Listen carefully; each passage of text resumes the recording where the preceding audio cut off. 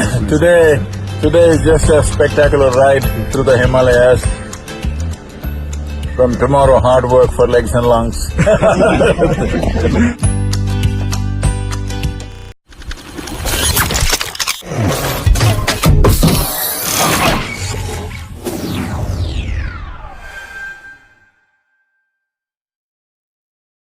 Yes, Captain Surendra is going to keep me alive for today. And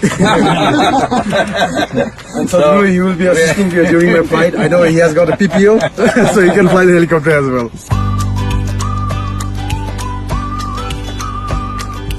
So, we are on the way to Kalopani, which is just about 2,700 meters, I think.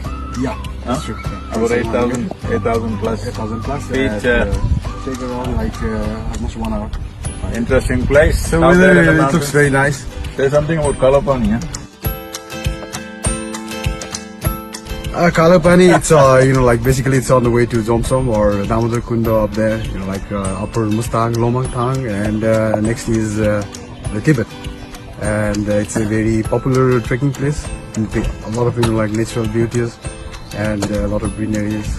Like very much like heavenly place. So I must say that.